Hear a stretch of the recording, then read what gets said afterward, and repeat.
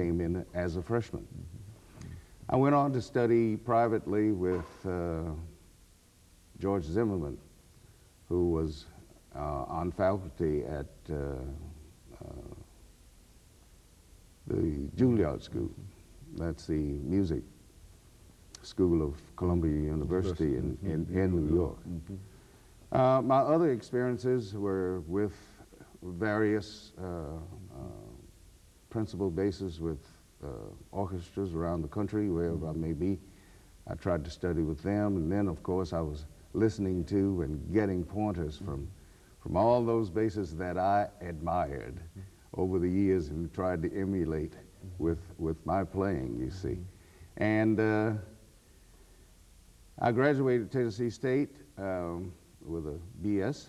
I worked on my master's, and I was glad that I was offered a chance to come back and work in the jazz program with the jazz ensemble, which we're calling the Tennessee State Jazz Collegians. In honor of that first collegiate band that was established here back in the early 40s and late 30s. You see, President Davis, who was president at the time, approached Chick Chavis, J.D. Chavis, one of my old teachers and good friends. Well, Mr. Chavis was asked to just give us a band. We're a marching band and a band to perform at different functions, and that's what he did. He employed the services of some students that were here at Tennessee State.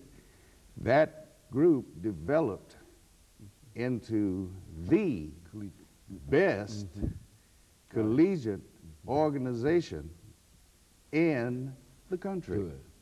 It was voted the best band in 1939, the best jazz college band by the, I think it was the Pittsburgh Courier. As a result, the band was invited to go to New York and perform at Carnegie Hall. So we have quite a tradition there. And that's why I call our present jazz ensemble the Tennessee State Jazz Collegians. Yes, I think that's a very, very rich tradition, and these are things that we should hold on to.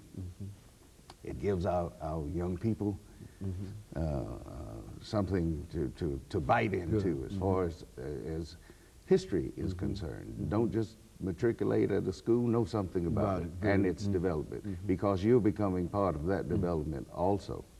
Now, you know, when you think about, Mr. Dungey, the African-American music tradition, and certainly you've given us the tradition as it existed and its evolution at Tennessee State University. Yes. But let's look at African-American music, period, from the very, very earliest idea of Africa, and sort of give us some kind of progression in terms of the various stages or the various developments, so that we can sort of put all of these traditions together.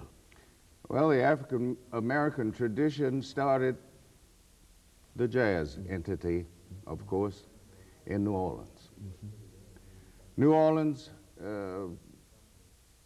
was a perfect place for jazz to start, because it was a jazz of multicultural community.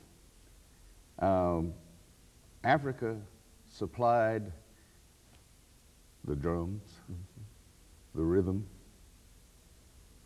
The Europeans supplied certain instruments, European development, form.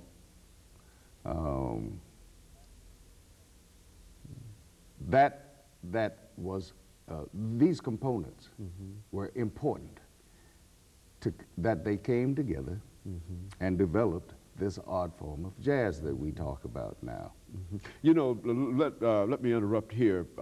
Mr. Dungy, we've got about 20 seconds before our first commercial break. Okay. But I think that you will give us an opportunity when we come back to the second segment to go further into what you're saying about the evolution not only of jazz, but some of these other forms that all groups in America have, in one way or the other, contributed to. And I think that's essentially what we're saying.